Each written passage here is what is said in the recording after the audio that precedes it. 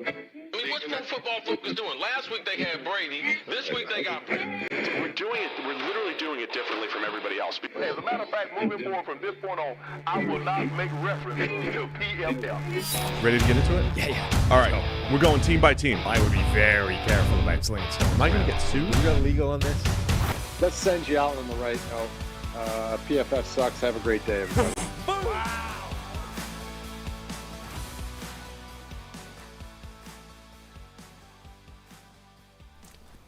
Welcome into the PFF NFL podcast. Steve Palazzolo, Sam Monson. It's a very special episode here, Sam, because we're sitting in chairs, nice and relaxed, not at the desk. It's watch-along time. Finally, my dream come true. We get to watch an old draft together. Yep. Chairs and a booster seat. Don't forget. You are on your booster seat. I am on my booster seat, and I am strapped into my booster seat. That's great. We need confirmation after the fact here, but I could kind of see eye to eye. Is it working? Am I suitably Let me check enlarged? well, we're very dark. It's very dark. That's right. Over here. Did I block Did you block something? I don't know. Block? It is very dark here. But yeah, you can't really tell. It's a nighttime all that watch much. along.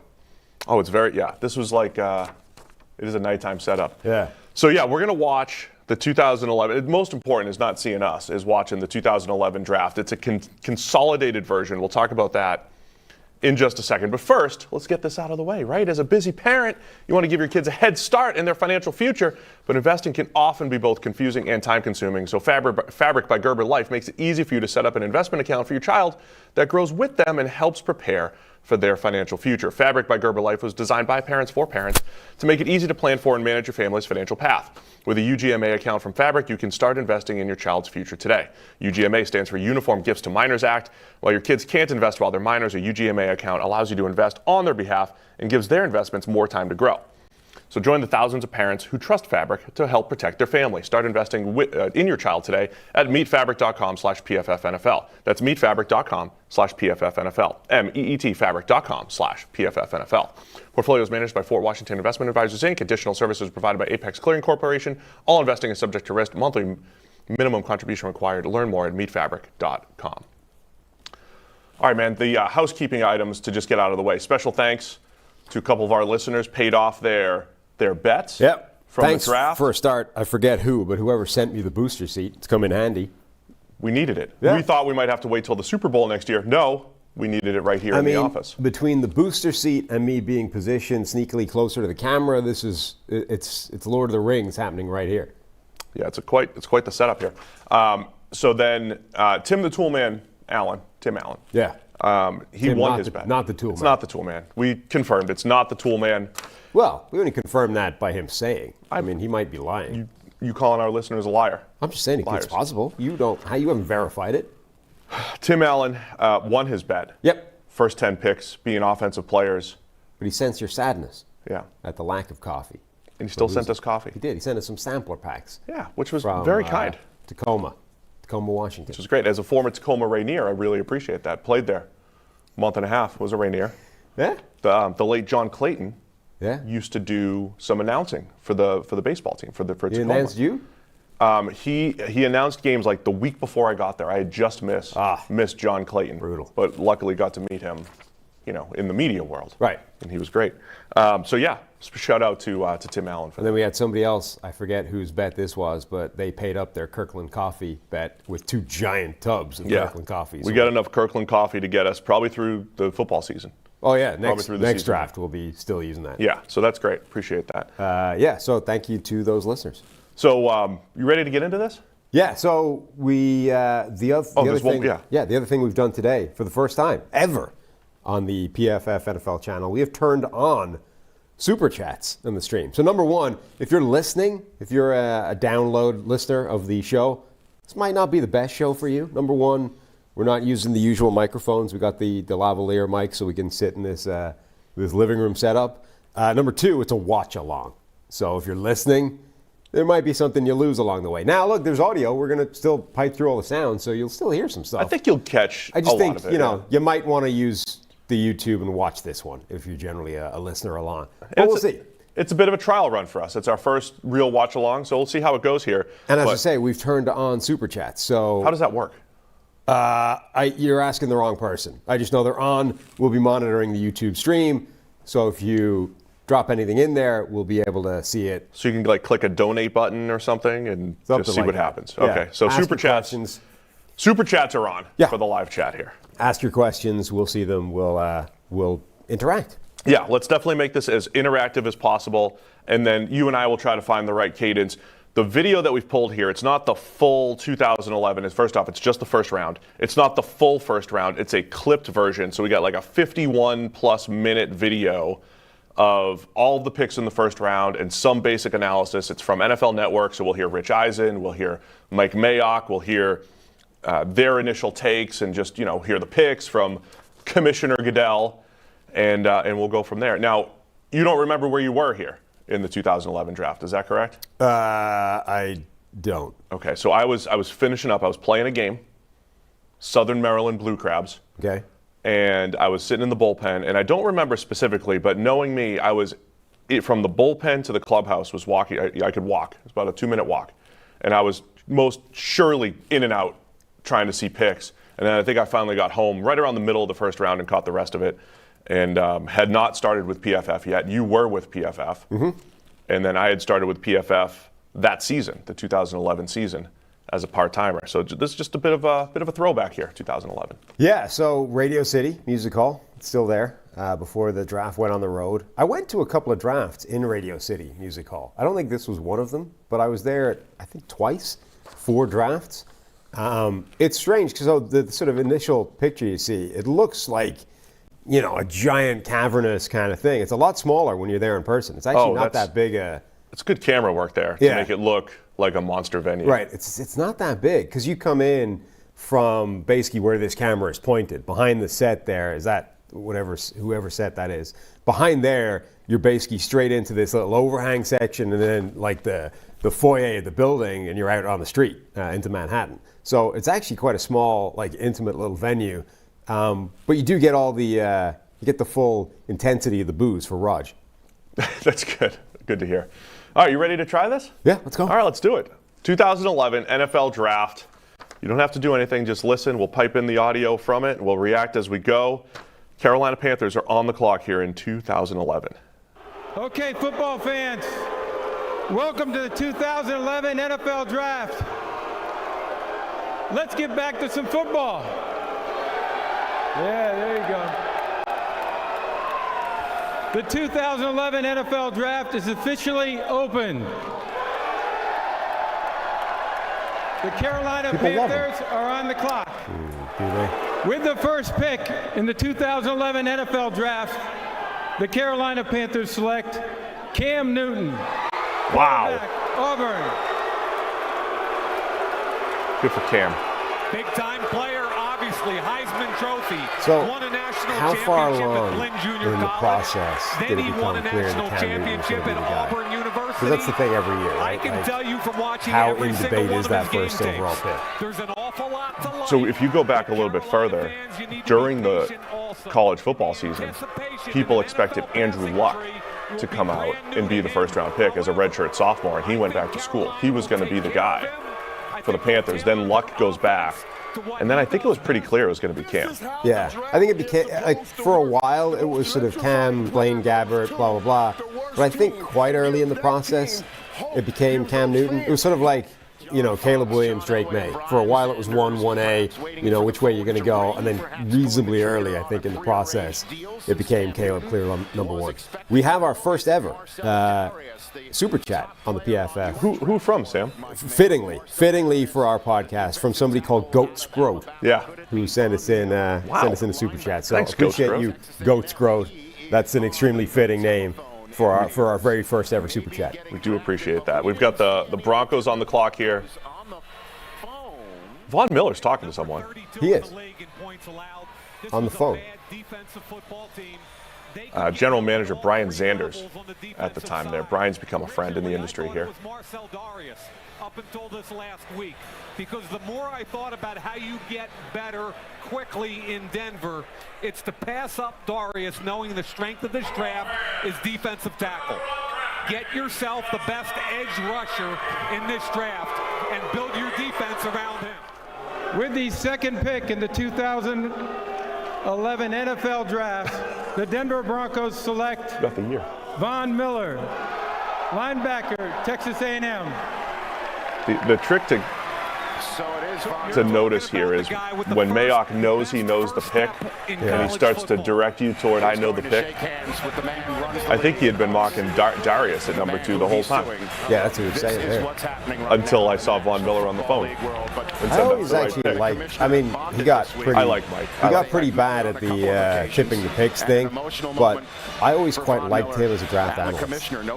Yeah, they had to be looking at now that might just be, you know, rosy-tinted glasses, just remembering the kind of time. Like I was, you know, big into the draft as a sort of fan at this time. Mike Mayock is the guy. Like maybe that's just, you know, natural, but I certainly preferred him to Kuiper. In the 2011 NFL Draft, the Buffalo Bills select Marcel Darius, defensive tackle, Alabama. With rare movement skills. I love the pick. And when you put the tape on, I'm going to show Michael Irvin a play on this tape. I'm going to call it the money tape, Michael, and you're going to love it.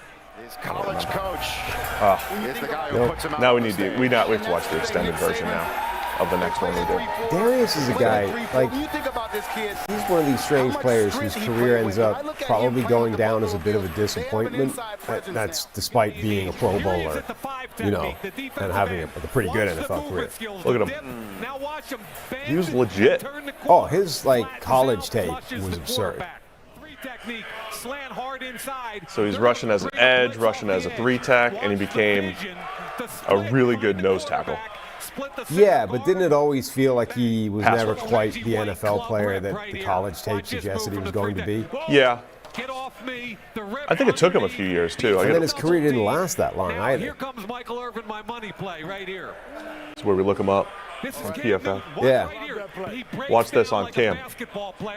Mirrors the quarterback and the 300. So he was done by 2020. Cincinnati Bengals during that interview put their pick in, and one must wonder. There's Blaine Gabbert sitting at the board at number 4. So this is where Blaine Gabbert the Blaine Gabbert fall. Cincinnati Bengals move on from Carson Palmer, or do they take this young man A.J. Green? We shall see what's going to happen. Okay, with the 4th pick in the 2011 NFL Draft, the Cincinnati Bengals select A.J. Green, wide receiver, Georgia. Are we going to pause at all? And we might have to. This seems like it's firing through. Like so the A.J. Green thing is interesting. We focus so much on. Can we pause for a minute? The Julio Jones trade. You know, and the giant sum that the Falcons paid to jump up. I think people forget sometimes that, like, A.J. Green went ahead of Julio Jones in this draft. They were seen as, you know, 1 and 2. I had forgotten it for a minute until I rewatched it probably about a year ago. But they were, as freshmen in the SEC, pretty much like, oh, these dudes are going to be top draft picks. Georgia, Green, Alabama. Top 2 guys, elite, you know, NFL caliber traits. Julio Jones, the sort of the better athlete. A.J. Green, you know, the one thing that he was maybe lacking in anybody's eyes was like top speed. You know, that sort of, not criticism, but that nit that people like to pick. Oh, he's amazing, he's great, but he runs a 4.5 flat. That's not, you know, it's not elite. Yeah, these next 3 players. A.J. Green, first one off the board, but like their connection in the SEC, we'll get into it. I don't want to give anything away. I don't want to give away picks spoilers. Yeah. 5 and 6. We will talk about the Julio trade in a minute here, but yeah, A.J. Green, Julio Jones, like people knew these dudes were future top 5 type of picks, and we saw that. It's a very strong draft. When we come out of this, you're going to see how many good players were drafted here, or quarterbacks. Good players or quarterbacks. Right. All over the top 15 here. Yeah, if you look beyond the quarterback, it's one of the strongest drafts in NFL history. And then the only thing letting it down is, you know, Cam Newton went number 1 overall. Okay, fair enough. We can debate what Cam Newton's career has been ultimately, but then the rest of the quarterbacks were not good and yet went high. And then really quick, just to follow up on your Mayock point, I think Mel Kiper is the godfather of all this. I mean, he made this thing into an industry. Yeah. And is special in his own way. But Mayock came in and brought more scouty terms to the table. You could tell he was watching the film. He brought a whole different angle to the table. I thought it was a breath of fresh air when I don't know what his first draft was, 06 maybe? 06, 07, somewhere around that time. He spoke differently, and he brought something different to the table. So I have a ton of respect for Mayock and what he did in this process. Yeah, I don't think, there's a group of people, a cohort of people that say, if you never played the game, you can't talk about the game kind of thing, right? Or your opinion doesn't matter as much. I don't think that's true. But it does change the way you think about the game if you play it, or it does change. There are some things that you then have a different perspective on if you have played at any level. And Mayock brought that, right? Mayock was a former player. Mayock brought that perspective to effectively the same role as Kuiper. Kuiper was a pioneer. Kuiper brought the draft front and center, brought it to center stage, and he was good. But you do get this different perspective from Mayock as a player that you ever got from Kuiper, and there's nothing, Kuiper can't do anything about that. It's just a thing that wasn't part of his makeup. All right, let's run it. AJ Green to the Bengals. Chad, all you did was replace one guy with another, and you haven't helped your ball club. And two different receivers, Coach. Mike doesn't like it. Bengals need a quarterback.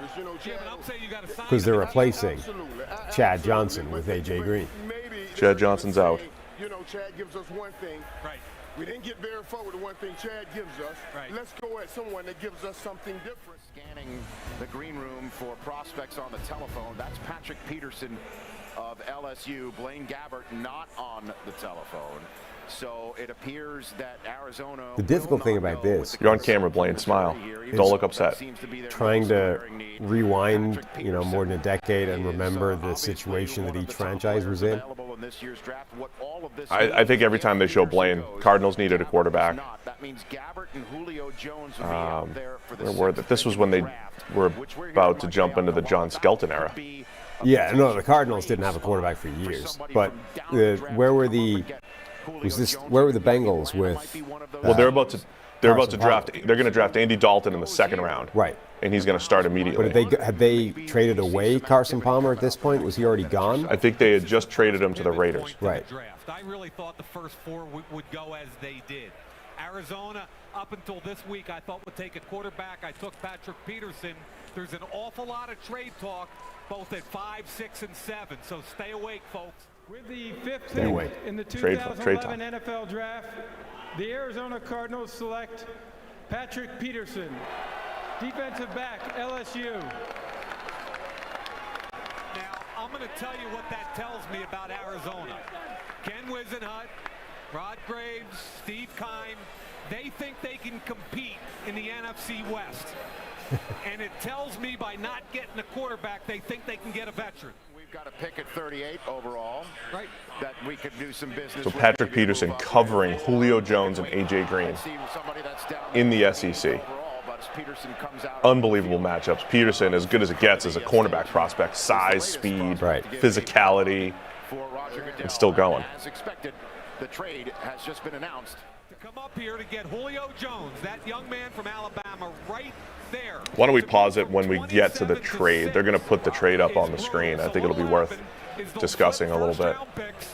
Atlanta will give their second-round pick and probably a third or a fourth in this year's draft. And Rich, a 1 and a 4 in next year's draft. Wow. So to move from 27 to 6, and that's approximate, but it's real close. It's Thomas. What kind of money do you play at 27? You don't pay a whole lot at 27. All right, here's the pay a lot of money. Here's the trade. Falcons move from 27 to 6, and they have to give up. It doesn't look that crazy. I don't know. A second rounder, pick 59. Fourth rounder, pick 124. And then the next year, 2012's first and fourth round pick. Now. So hang on. Let's rewind just a bit. Not you guys with the video, figuratively. Mayock finishes that sentence with the Cardinals. He says, drafting Patrick Peterson there suggests to him that they're not going to go quarterback. They think they can get a veteran from somewhere. They did. The veteran they ended up going for was Kevin Kolb, who off the back of a couple of games for Philadelphia managed to get himself parlayed into a trade for a second-round pick. Year 3, Kevin Kolb, yes. Kevin Kolb becomes the starter in Arizona. Was such a disaster that they end up pivoting to John Skelton at one point entering years of horrible quarterback play for the Cardinals. But Mayock had it, right? Patrick Peterson, that signal, okay, we're going to go in a different direction. We're going to find a veteran from somewhere. And late July, they trade for Kevin Kolb. So it had to be in July because remember, in 2011, it was the lockout year. Right. And free agency hadn't happened yet. And they were going into an uncapped year. So free agency in 2011 for the kids out there that don't remember. Kids. And this is my last year playing professional baseball, so I was following this on the road while playing. Free agency started in July. It was days before training camp, if I remember. And they did a 2-day, essentially, accelerated free agency. So all the NFL moves, they did the draft here, then free agency happened right before training camp. And you talk about a free agent frenzy, it had to be. Everything had to happen essentially overnight over a couple-day period. So that's why Kolb was traded in July. Yeah, Kolb's career kind of sad. He ended up retiring due to concussions. I mean, the Cardinals thing didn't go well. He got injured a lot during that time as well. He ends up losing the job to John Skelton eventually. Signs with the Bills in 2013. Basically lasted a year there and then retired due to concussion symptoms. Second round pick from the Eagles in 2009, right? Yeah, that must have been he must have been one of the first guys to walk away due to concussions, directly due to concussions. When was Chris Borland played in 2014. Right, so that would have been the following year. If that's who you're thinking of. The 49ers linebacker. So Julio Jones trade. Falcons, obviously, they need a receiver. Not going to give anything away here, but the next receiver off the board doesn't go until pick 26. So it's Jonathan Baldwin. So we're looking at a draft where if you were stacking boards, especially horizontally, where a guy's going to be drafted, there's a clear top 5 caliber player in A.J. Green, clear top 5 caliber player in Julio Jones. The rest of the league, other receivers, another receiver doesn't go till 26. So that's part of, the Falcons' reasoning for moving up here. Now, Sam, let's pretend we're live on the PFF draft show here. What are you going to say about this trade in a vacuum for the Falcons? Giving up 1, 2, 3, 4, 5 picks. At the time or now? Essentially 2 firsts, a second, 2 fours. Yeah, at the time or now? I mean, both, I guess. But our normal analysis right now would be man, that's a lot to give up for one player. Yeah. What would you have said at the time? So it's interesting. At the time, I think that's kind of before the real analytics push of caution against this kind of move, right? You would still be saying, wow, that's a lot to give up, but you wouldn't necessarily be saying the chances of that ending up in your favor are minimal, And then there's that push of analytics, and I think now that would be the default assumption of you probably shouldn't do that. That's too risky a move to make. And then maybe now we're starting to push back a little bit and start looking at the types of things that are unique circumstances in a given draft. So this one in particular, we brought this up throughout this year's draft, look at the wide receivers from this draft class. It's an amazing draft class across the board, but the wide receivers basically stop after Julio Jones. You've got the A.J. Green, Julio Jones, who's going to go number 1. They're both amazing, the top 2 guys. And then it's who the hell else is coming out of this draft at wide receiver? I know what I would have said at the time. I was a big believer in trading down, even at the time, even in 2011, pre-PFF analyst days. And I remember saying the depth of the roster is going to get worse, right? It's going to get a little bit worse, and then you have to work to get it back again. And it felt like part of that was true, right? The Falcons were, that year, they were 10-6. Remember, they already had Matt Ryan and Roddy White, so they're trying to make a power move here. They lose in the conference championship in 2012, and so they're getting closer. But the roster did take a step back in 2013. They fall to 4-12, 2014, 6-10. So the losing those draft picks hurt them for a bit. The depth got hurt for a bit in years 3 and 4 of that roster build, and I think that's the thing to think of. You go get one player, I don't know that you necessarily feel the loss of depth for a couple of years, But then, hey, look, you still have Julio Jones, and he became great. And then it's like, okay, now you're building it back up again. And they built it back up again in 15 and 16. 16, of course, culminating in what could have, would have, should have been a Super Bowl. So clearly the Falcons are happy with the outcome of this trade. It's just, if you run it again, it doesn't work out like that. And then the other part of this is all the players that the Browns picked with those particular picks, which is outside of the process here, happen to not work out. Right. So it looks great for the Falcons. Right. And you can't really, a trade like this can't be judged by what the losing team ended up creating out of the draft picks. You have to judge it by what is the baseline expectation of those draft picks. And the baseline expectation of that haul is significantly better than what Cleveland managed to achieve out of it. The other thing is, so part of the justification for a move like this is always, a team thinking that they're one player away from doing something, right? This was a really, really good Atlanta Falcons roster. I mean, you look at the 2011 team, it's Matt Ryan. In the backfield, you've got Michael Turner, Jaquiz Rogers when he was getting there. That Julio Jones ended up creating now this receiver core that is Roddy White at the peak of his powers, Julio Jones now. Tony Gonzalez? Yes. Harry Douglas was a really nice slot weapon for them. Tony Gonzalez, Eric Weems was still there. Like, this was a really good offense for them to add Julio Jones to. I was still of the mind back then, before we had data, or before I was studying data, elite wide receiver, massive impact. And we did see that from Julio Jones. I mean, the defense was in pretty good shape as well. Like, this was a very, very good team. So you can understand why they made, between being a very good team, you can genuinely justify the argument of we're like this player away from contending. Now, that being said, they went 10-6, so it's not like they were, a dominant juggernaut that year.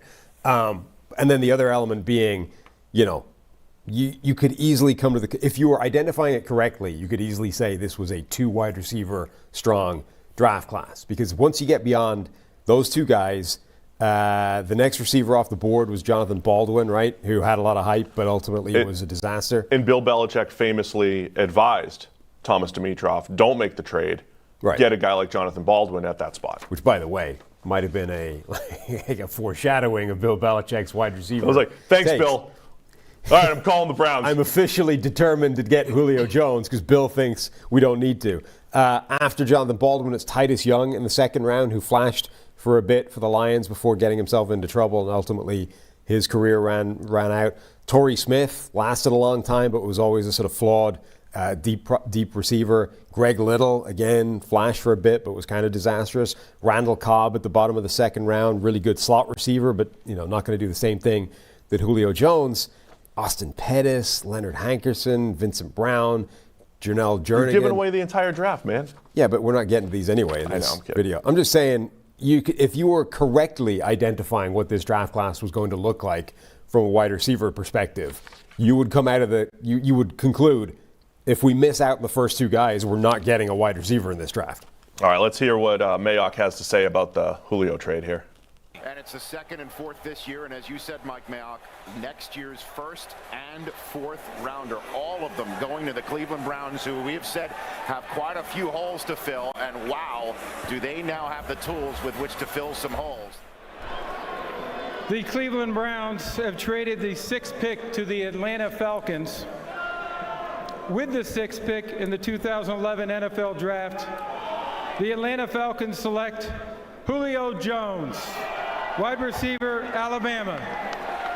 So Julio Jones coming to the stage. Coming off a 13-3 season, too. Yeah, so technically speaking, they got worse. Could drop to them down all the way to 14. Watch him stick his foot in the ground at 6'3.5", Michael Irvin, about 218 pounds.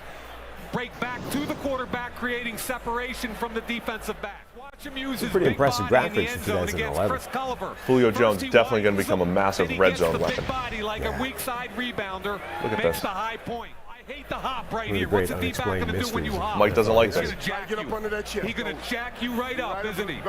But then he creates separation with that 4.39 speed. And guys, watch the toughness. You play for Nick Saban, you're going to block.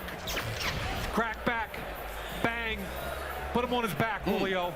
You look like you're all nervous over there. I love this guy. I love the physicality of a receiver like him. What a great compliment to Michael Jacobs, Roddy White. By the way, Gonzalez, technically speaking, the first thing the donation from Goats wrote was something called a super sticker. I don't even know what that is. Oh. But technically speaking, we still have not yet had our first super chat. With the Just a super 7th sticker, pick in the different thing. 2011 NFL Draft, the San Francisco 49ers select Aldon Smith, defensive end, Missouri.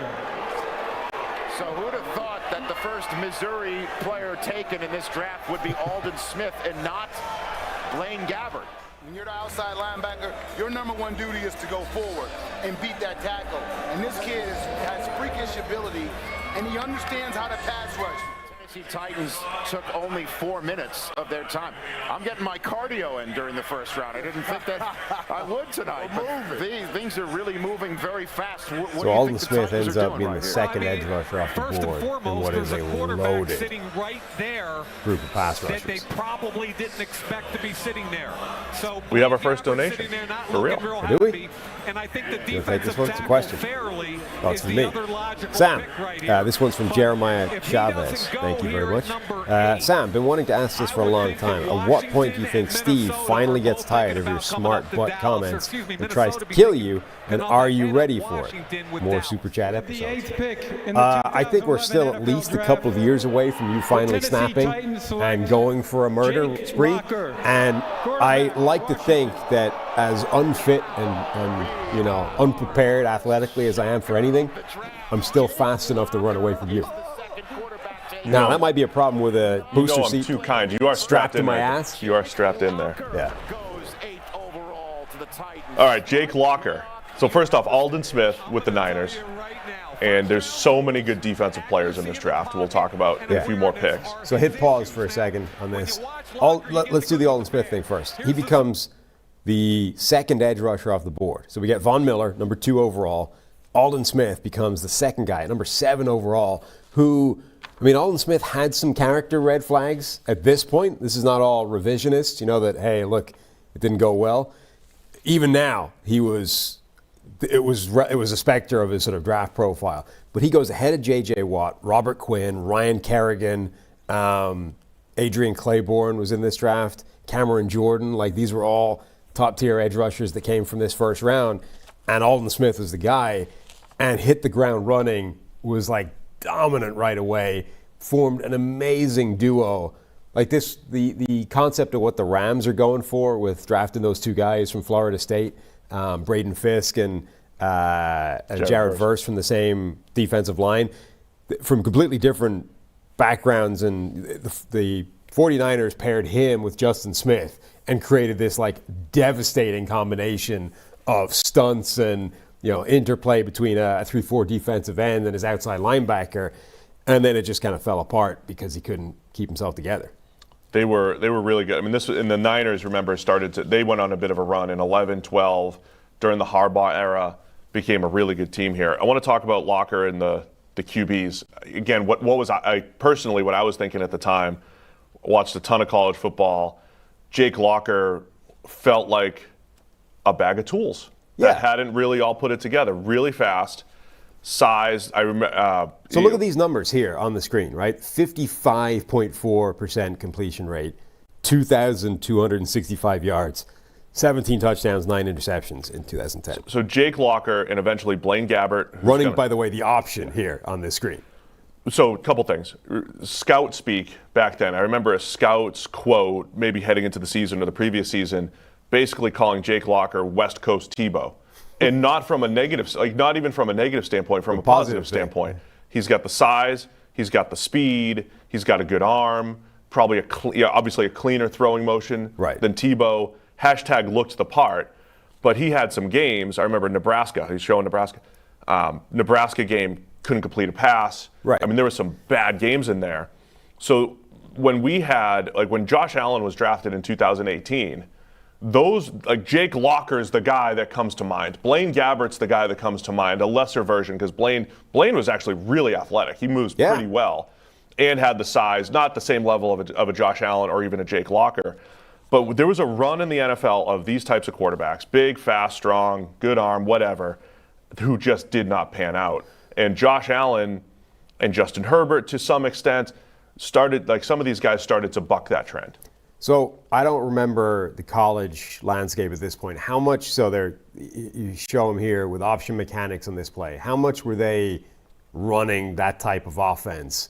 An offense designed. It wasn't that. He had, this was under, I think, Steve Sarkisian at Washington there. So right. it wasn't all option. This just happens to be. College was just starting to get a little bit of pistol in there and a little bit of just basic read option stuff. Right. But so what I'm asking, what I'm getting around to is, right, how much of the anti-Locker, like now he's almost become emblematic of this push where, the cautionary tale of what can happen, right? If you need a quarterback, you just have to take the next guy on the board or who you think the next guy on the board is. And he's one of this group of quarterbacks in this draft that just didn't belong where they were drafted, right? But Josh Allen was drafted 7th overall with, in some ways, completion rate in this case, similarly terrible passing stats, right? And similarly, hey, he's a big bag of tools. We call him this IKEA quarterback. All the tools are in there. You just got to figure out how to put them all together. And they did, and now Josh Allen's one of the best quarterbacks in the NFL. But Josh Allen was not, put in an offense that was running the option, right? He was a drop-back passing quarterback. He was just an inaccurate scattershot. Yeah, Locker wasn't really running the option a whole lot. Okay. Question. So the big difference is, why did he only throw for 2,200 yards instead of they were still running him and everything. I think I'd have to look up his stats, but he was better in previous seasons, if I remember. And he just had a bad final season. So that's why they're surprised that he goes off the board before Gabbert. Yeah. Heading into the season, well, they're evidently, even just from the first 10 minutes of this broadcast, you can tell, they think Gabbert is amazing. And Mayock loved Gabbert. Yeah. And when he gets up there, I think he's going to say, hey, one of the best pro days I've ever seen or something. And there were people that thought he should go above Cam Newton. Because Cam Newton was still seen as this, he was a unique quarterback. He was not, he's not your prototypical NFL quarterback at this point. Yeah, Locker's junior year was better. More touchdowns, more yards, better completion percentage. He completed 58% of his passes in 2009. What's his career high for yards?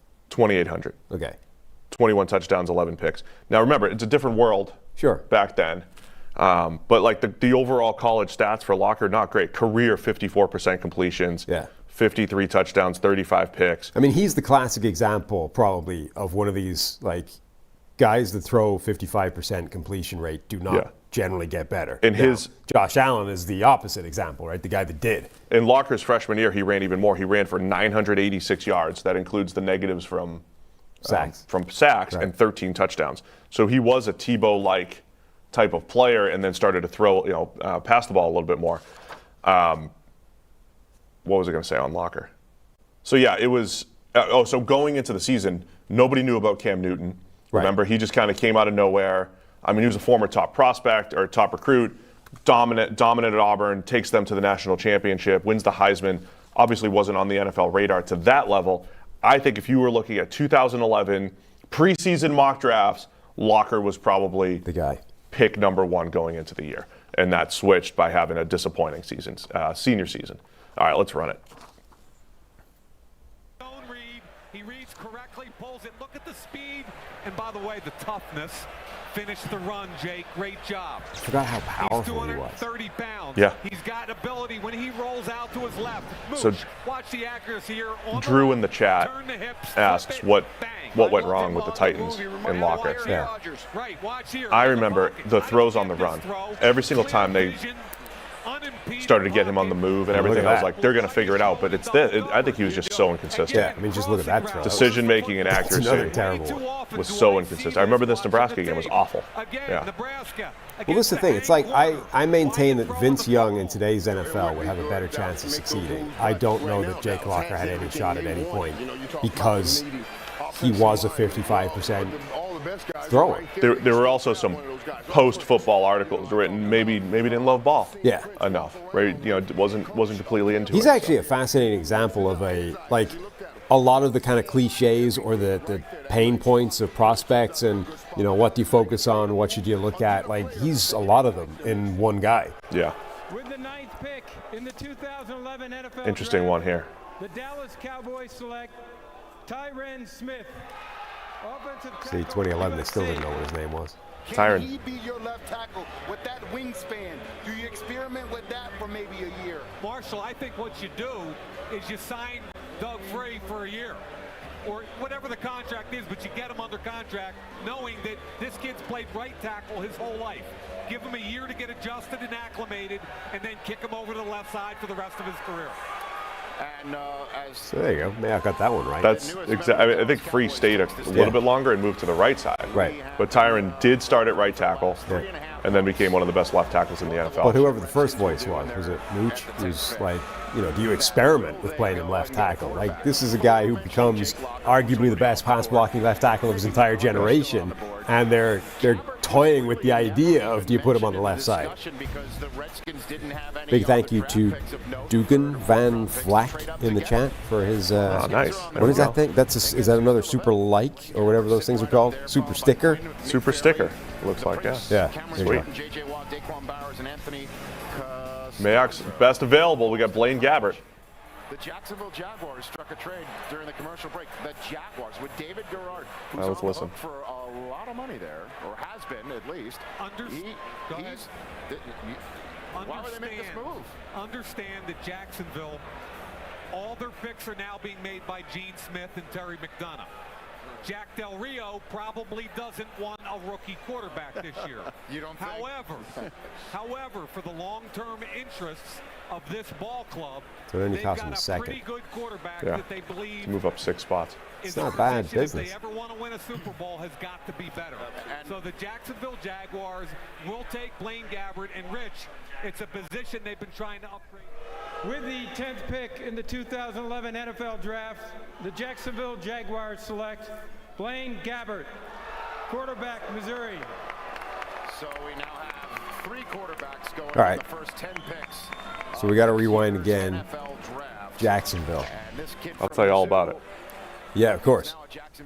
So coming off a 2010 season where they were 8-8 with David Garrard as their quarterback. Can we pause it before we watch Blaine throwing the ball? They were 8-8. Yeah. They're probably a little bit better than that. Kind of collapsed down the stretch, if I recall. They were good with David Garrard. David Garrard was a good quarterback. Very good quarterback. They made it to the divisional round in 2007 with Garrard. Garrard had basically Byron Leftwich was the last, great hope of quarterback where they drafted him at the top of the draft. He was the guy. He was the successor to your guy. Mark Brunell. I know. They drafted Leftwich in 2003. Drafted Leftwich. When Mark was already under contract and one of the highest paid QBs in the NFL. Right. I'm aware. He was the successor. And Leftwich, remember, he had become, legendary in college because he'd had that drive on the broken leg where he had to get his offensive lineman to carry him between the huddle each play. Won the game, right? Otherwise, he had the toughness. He loved ball. Right. Had to have won that game, right? Otherwise, there's no way that goes down. I think they came back to win. Right. So he executes a game-winning drive. Against David Garrard in East Carolina. With a broken leg, offensive lineman carry him down. Like legendary toughness. That's the kind of thing that back in the 1980s, that's Ronnie Lott stuff, right? Take the finger. Cut off the finger. I need to play in the playoff game. He had that. So he was supposed to be the guy, but he had this wind-up that was measured in ice ages, just wasn't a great quarterback. David Garrard comes in completely unheralded. Where was he? Undrafted guy? He was a 4th-round pick in 2002. Okay. So he was drafted to back up Brunell. Right. He backed up Brunell. 2003, the Jags draft. So at one point, they did have Brunell, Leftwich, and Garrard all on the team at the same time. And then he ends up winning the job over Leftwich. I'll give you the whole history. 2003. We don't have that kind of time. Don't we? No. We do. Leftwich takes over for Brunell in 2003. Leftwich is the guy in 2004. The Jags. Del Rio did a really good job getting the Jags back on track. They started to show some life. Right. And then most of 2005, Leftwich was the guy, but he did get hurt, and Garrard came in. That was the other part about Leftwich. He kept getting hurt. Yeah. So 2005, the Jags go 12-4, losing the divisional round, or the wild card round to the Patriots. 2006, similar. Leftwich is the starter, and then but Garrard kept coming in, and when Leftwich got hurt. And if I remember correctly, going into the 2007 season, and this is supposed to be Leftwich's 4th season, 5th season in the NFL, and I still thought he would be the guy. And the Jags I think they just released him and just gave the job to David Garrard. And in the 2007 Jags were very, very good. Great defense. The Stroud, Henderson defensive tackles, they were 11-5. They lost. They won a wild card game against Pittsburgh. Garrard was good there, but they never built on that. That was another one of you talk about the trade up that didn't work after 07. The 11-5 Jags, they said, we got to rush the passer. Massive draft haul to go up to 8 to get Derek Harvey in 08. He never panned out. The 08 Jags, not very good. 09, not very good. 2010, they were decent. 8-8, and here we are. And Garrard was a solid quarterback this whole time. It was just the roster around him, it was just okay. He's not going to carry a team. So then this ends up being Jack Del Rio's last season, and they're looking to the future and drafting Blaine Gabbert. It's actually really – so Garrard was a good, not a great quarterback who may have, been one of these guys that was always going to sort of put a cap on how good the team had been. On the other hand, they also spent this sequence of years and could not hit on a number one wide receiver. Like they went Reggie Williams in 04. Matt Jones in 05. They had Mike Thomas, who flashed and looked like he was going to be amazing for about 5 minutes and then just didn't. And Mike Sims-Walker had some moments. They couldn't hit on that guy. So, how good could Garrard have actually been if one of those guys had been the Julio Jones or whatever and actually transformed the group? Reggie Williams had the 110 touchdown season in 07, but it was just very inconsistent outside of that. Matt Jones actually, I thought, became a decent possession receiver, but at 6'4", with 4.37 speed, it wasn't exactly what they were hoping. Because they had this amazing run game, right? And Maurice Jones-Drew taking over from Fred Taylor, and then you had Greg Jones, that monstrous, jacked fullback. This was a team that could have done a lot of good. David Garrard with his ability to run as well, and they just couldn't find wide receivers. All right, let's run it and hear what Mayock has to say about Blaine Gabbert. Area for his receiver in between 3 different defensive players.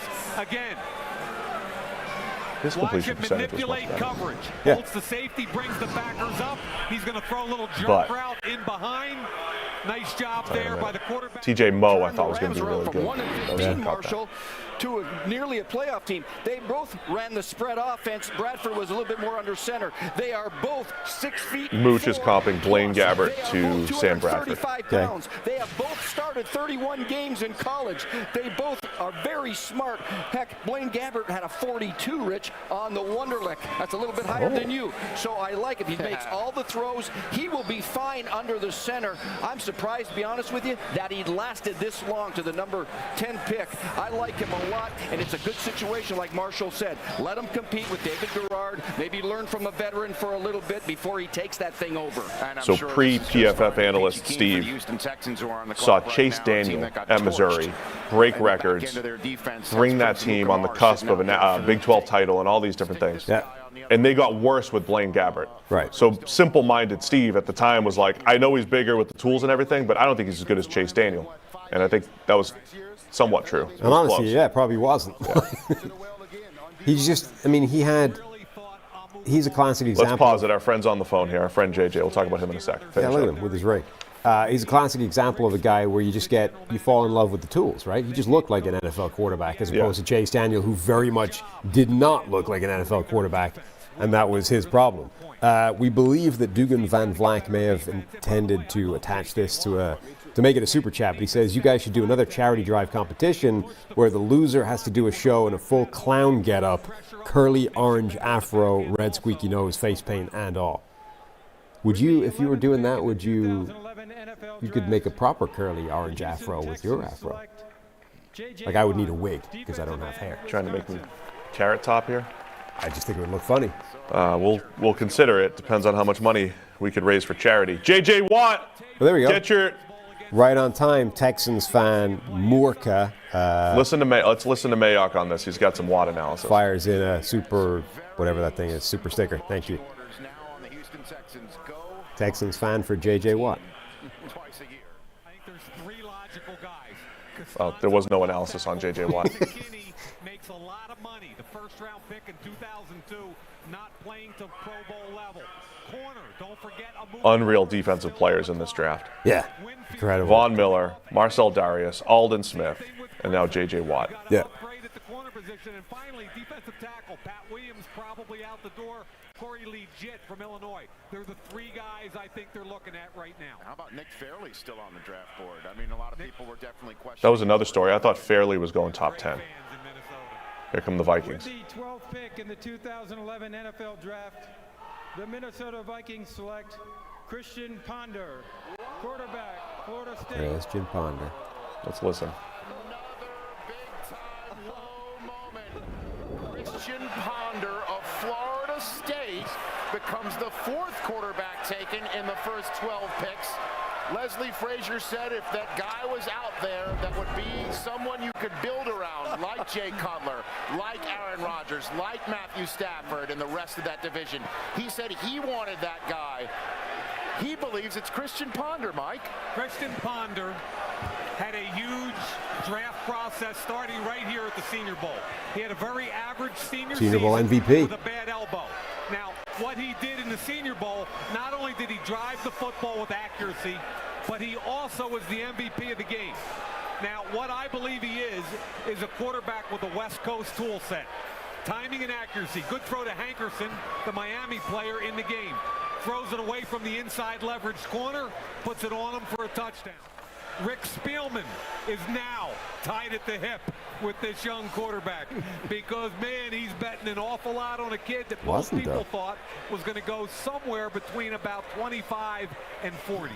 Well, I love this pick because Christian Ponder is a smart guy. He's working on his second master's degree. How about Matt Hasselbeck from Boston College? I'm not talking about where they got drafted. I'm talking about skill set, how they play the game. Matt can make all the throws, short, intermediate, and long. Nothing sensational, but he gets the job done. He was in the Super Bowl not too long ago. Christian Ponder can make all the throws. He's a tough guy. He's overcome injuries. He's a good ball handler. He can make you bite as a linebacker with his play action fakes. He can move out of the pocket with your movements and keeps. And you know what? He can run their offense, their West Coast offense, very well.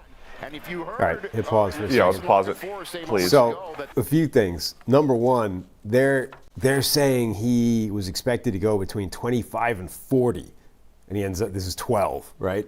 So we're talking about a Michael Penix Jr., if not bigger, type of reach here, even at the time that they're saying the Ponder pick is. Remember the verbiage back then, too. West Coast offense was generally a proxy for the arm isn't as good. Right. You know, it doesn't have the tools. Like, you're never going to hear that on a Blaine Gabbert or a Jake Locker type of analysis, because Gabbert and Locker were the inaccurate, big-armed guys, and Ponder's the accurate, you know, timing and rhythm West Coast guy, which is usually scout speak for a bit of a knock on the tools.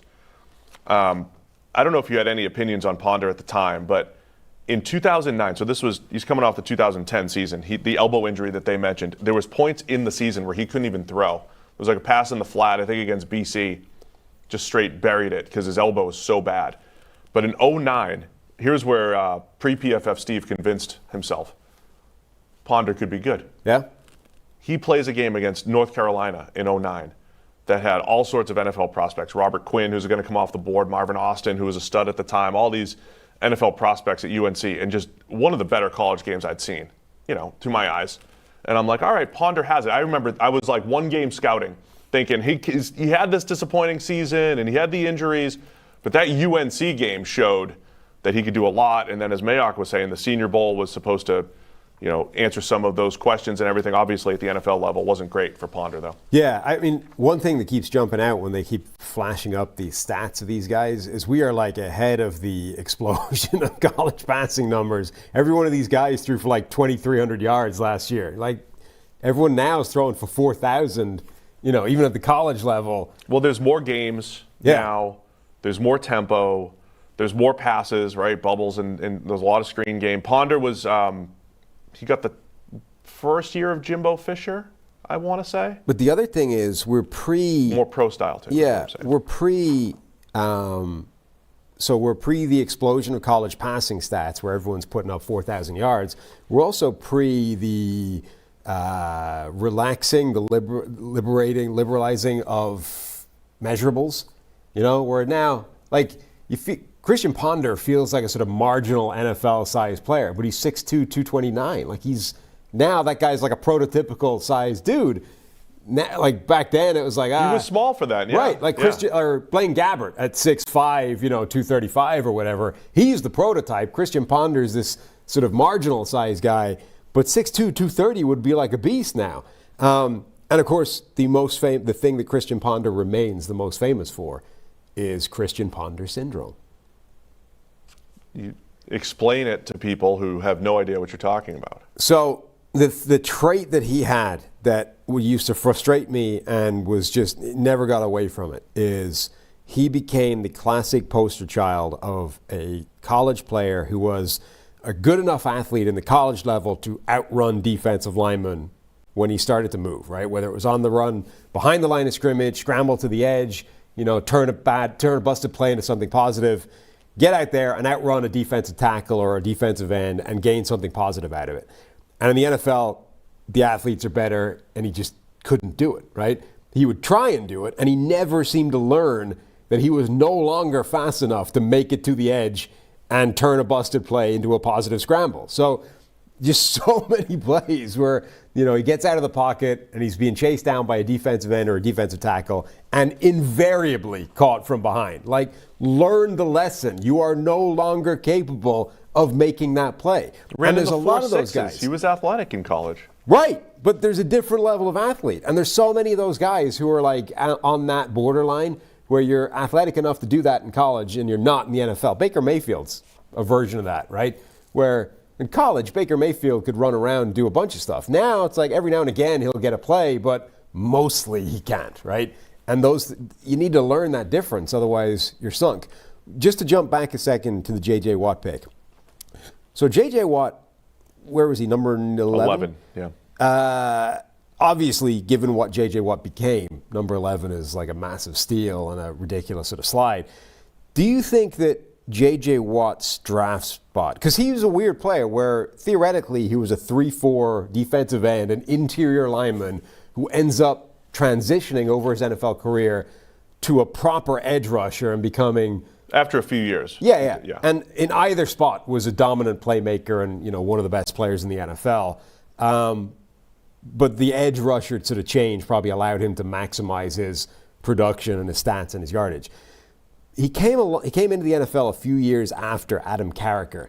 And I always wondered if Adam Carricker's relative inability to become a dominant player influenced J.J. Watt not becoming, a top 5 draft pick. Carricker was out of Nebraska, 6'6", 310. Like, that was your prototypical 3-4 defensive end body type. And we'll see later in this draft a couple players. Muhammad Wilkerson, similar 3-4 body type. Cameron Hayward, later in the first round. And then the other guy to remember was Glenn Dorsey. Not Glenn Dorsey, Tyson Jackson. Right. Had that 3-4 body. Number 3 overall. 3 overall, 2008 to the Kansas City Chiefs, and he didn't work out. So you're right. Like, you're at a point where a lot of these recent 3-4 defensive ends, it was a valuable position, but not like top 10 valuable because they were more eat up the blocker type of deal. But the Texans never really used Watt in that. They used him as a 3-4 defensive end in name, but he was still getting up the field and creating havoc. And I think I thought there was some Mayock analysis there on Watt.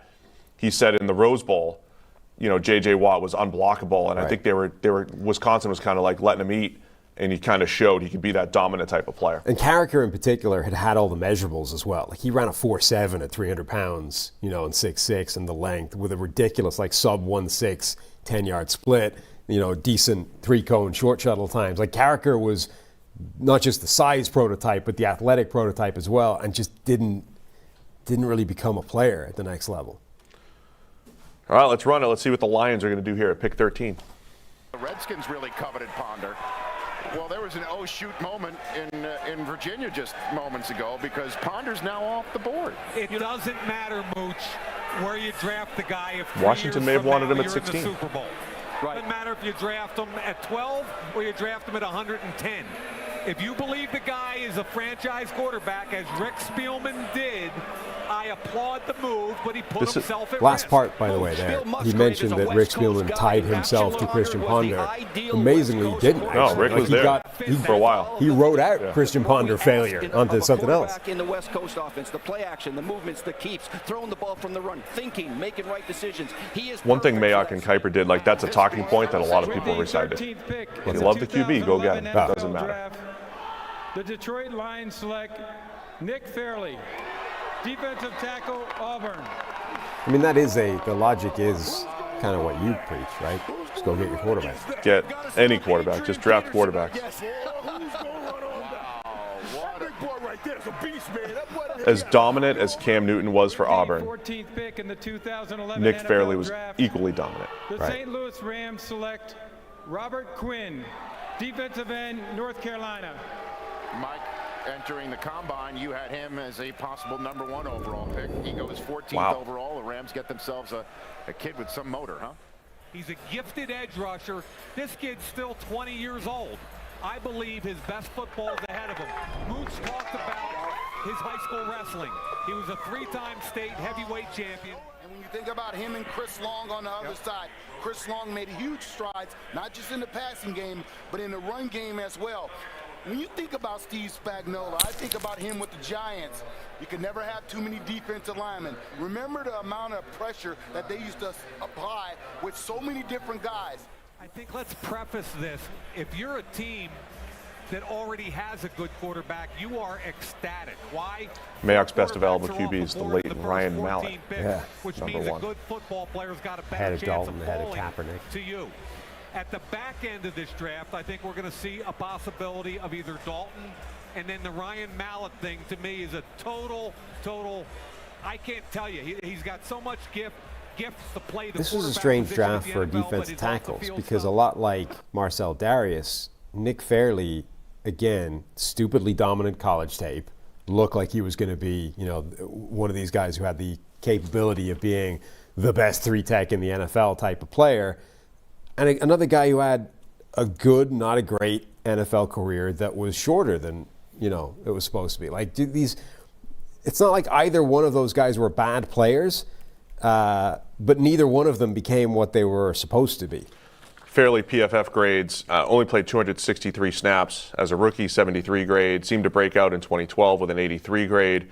I think by the time he hit free agency, when we were doing our early free agent rankings and everything coming out of 2014, he was a good, solid player. And I was thinking, yeah, I'm always going to want to pick up Nick Fairley in free agency, but still never really caught on. Best year was 83 grade, 2012 Lions. A lot of people wanted the Lions to draft Aaron Donald in 2014. He was too undersized. Have both of those guys together at least for a year. But Fairley was unblockable at Auburn. And they didn't really have any other NFL caliber prospects on either side of the ball, which is part of the argument for Cam Newton. When people say, what's the best college football season of all time? And you've got a Tebow season in there, Vince Young, and Joe Burrow's in there. And it's like Cam Newton's 2010, where Auburn goes undefeated. They run the whole offense through Cam. Yep. Doesn't have anybody to throw to. Doesn't really have a great defense or group of defensive players. It was really Cam and Fairley. And then Quinn, do you hear what they said? Mayock said #1 overall potential coming out of the combine because of his explosion. And it, to me, this just shows how deep this defensive draft was again. Yeah, crazy. Quinn had a monster year, year 2, 2013, for the Rams. Dolphins are up on the clock here at 15. With the 15th pick in the 2011 NFL Draft, the Miami Dolphins select Mike Pouncey, center, Florida. So that's Marquise Pouncey, his twin brother from the Pittsburgh Steelers, who's there to welcome his brother into the league. Those two guys were inseparable their whole lives. They were twin, they are twin brothers. They were roommates at Florida. Last year was essentially the first year they were not together. Yeah, this is a year after Marquise Pouncey comes out? Yes, Marquise came out a year early, and then Mike became the center at Florida. So Marquise goes 18 overall. And Mike goes 15. Does Mike go higher because Marquise was anointed as future Hall of Famer from day one? Linebacker, Purdue. Because Mike had some snapping issues when he moved to center for Florida, but he became a really good player for the Dolphins. What I like about this guy, Mikey, also in the world where Ryan Kerrigan and edge rushers announced as a linebacker, right, in the 3-4. That's just what we do. Another really good player.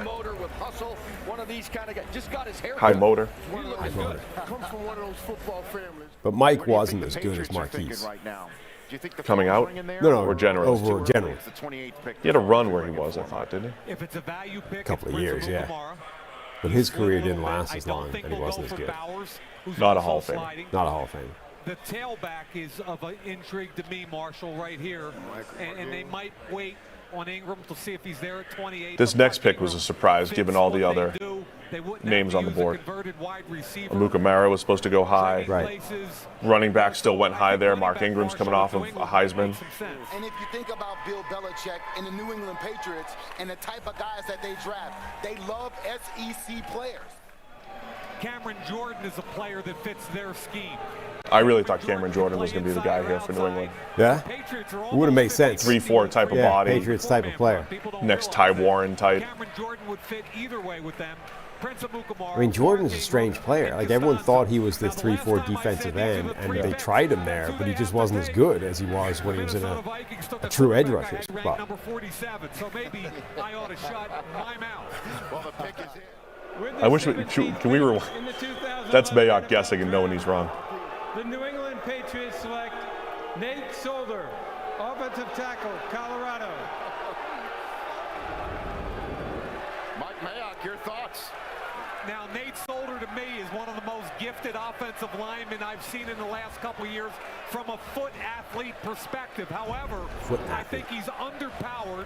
He's got a tremendously high ceiling, technical issues. I love the football player, Corey Legit. I question just a little bit the scheme fit. San Diego's a base 34 team. I thought Legit was the prototype 3 technique. Doesn't mean he can't play the 5 technique. The defensive end. I think Mayock was proven right on this one. But that's what San Diego Legit goes to the Chargers and wasn't a great fit. 2011 NFL Spoiler draft. alert. Yeah. The San Diego Chargers select Corey Legit, defensive end, Illinois. The other thing I'd forgotten about Mayock is, Chris always talks about this world where Fred Gaudelli used to tell him, like, if you ever say the words 3 technique on this broadcast, we're gonna have a problem. Mayock's just out here throwing away 3 technique, 5 technique, 34, like every bit. He made that more mainstream. Yeah, though. He made that. Like, all the new wave of draft analysts were like freed up to copy that. Every bit of football jargon Mayock was using, and through just repetition, actually made it vernacular. Now, because they can plug him in and move David Deal inside. It's a 2-for-1 if you draft the left tackle. But I think I remember Prince Kamara being a top 10 caliber player from Nebraska. Daquan Bowers, number 3 on best available, former top recruit, really good player at Clemson, had injury issues. He fell to the 3rd, I believe. You're getting a great football player, cold weather player, tough. Now it's Mark Ingram watch. Do you remember the moment? There's like a big moment here later. Bama. Guys. Whose mock draft is it? Mayock's mock draft. Mark Ingram. That's who you had, huh? Yeah. You got sources in every building. I had an offensive lineman. Announced that one. I don't know. That Prince Kamara is on the phone, and he will be joining a secondary that was. Giants are going to go on and win the Super Bowl this year. Every year. 2011. But they missed the playoffs the last 2 seasons. Safety there as well, Kenny Phillips. And this would certainly bolster things in the NFC East for him at this position. I love the pick for 2 reasons. And as much as I would say I like Ingram also, I love it for 2 reasons. He's the number 9 player on my board. Now, I picked Ingram for my mock, so I'm losing points here. But he's my number 9 player. You can't lose when you trust your board, and secondly, you can never have enough. It's funny that people care about their mocks. Can't lose when you trust the board. It's like nobody ever lost by going for it. With the 19th pick in the 2011 NFL Draft, the New York Giants select Prince Amukamara, defensive back, Nebraska. There we go. They like it. They like this. The Colts probably had their eye on Nate Solder, okay? The Bucs probably had their eye on Prince Amukamara. Boy, they're going to have to readjust and take a look at their boards and see who's available. Does Bowers go? That's what I want to know. Does Bowers go here? Yeah, well, Bowers does not go here. At the 20th spot. Very does not go here. Still chilling in the green room. Daquan Bowers, as we all know, a lot of people are talking Ingram about just this being pounding a pick Gatorade here, in the green room. because, well, everyone needs pass rushers. Drew Brees, you got to create pressure on the quarterback without compromising the back end. You lose Aqib Talib, you're going to get rid of him because he had off-the-field issues. Now what do you have to do? You got to find another way to make your defense better. That's by going after the quarterback when you can't cover the receivers. Number 28 against the run. Number 30 getting to the quarterback. Well, if Mike knows. Got to fix that. How do you win 10 games? Well, you got to fix that. I think a guy like Adrian Claiborne. You got to give Raheem and Mark Dominic a ton of credit the way they drafted it. Not only did they draft well last year, what they did was poach other teams' practice squads successfully. With the 20th pick in the 2011 NFL Draft, the Tampa Bay Buccaneers select Adrian Claiborne, defensive end, Iowa. I think I remember watching Claiborne. May have been against Missouri in the bowl game. Blaine Gabbert was horrible. No, that was the one good game Blaine had. Look at this. Jason Lackenfort and Michael Lombardi as the side table. I know New Orleans is trying to trade up, so I think this is your kind of group here. Slipping this much, he becomes an attractive candidate here in the draft. And then Seattle's another team. What's with Mike? Why is it upside down? Did he put that on himself? Browns have swap picks again. The Browns. Can somebody fix Lombardi's mic, please? In this draft, when the Falcons this must have been. Look, they think they're off camera. Yeah. It happens. And it happens. This must have been pre-G-Man as well. I haven't seen a single spread. Yeah, they didn't know how to work their hands. Michael Irvin hasn't got the memo. Look at those binders. I need a binder with all the information. So Cam Jordan, I believe, makes a ton of sense here. They're revamping. They're going to a 4-3 front. He's a multiple guy. He can play outside. He can play inside. Mike likes Cam Jordan. He has tremendous value. It smells. He's probably right. Like Cam Jordan. Well, actually, Phil Taylor. We're looking in the green room, and that looks like a very happy Phil Taylor. It looks like Phil Taylor from and Baylor. What they did was take their own original third and send it to the Chiefs. So they still have their 2-2s. Oh, I forgot about the massive shock in a couple picks. He'll probably play the one, and Dick's going to be a 4-3 guy. Yep. He's a brilliant defensive coordinator. But they just lost Sean Rogers. They let him go. Exactly. So they need a big man, and this guy's big and strong and active inside. He'll anchor that defense. It looks like they're going to try to. Phil Taylor have any good seasons? PFF grading? And Mike likes to do this. Mike Holmgren, trade back, move up, and to get the guy they want. So again, the defensive tackle class this year. Not great. Phil Taylor's career high grade 68.7 in 2013. First of all, I just want to thank my Lord. Madden 12 cover athlete Peyton Hillis. The Peyton Hillis era. And I want to thank all my. That was my first year that I didn't play Madden religiously. I really appreciate everything. Got married. And instead. With that, with the 21st pick in the 2011 NFL Draft, the Cleveland Browns select Phil Taylor, defensive tackle, Baylor. Phil Taylor.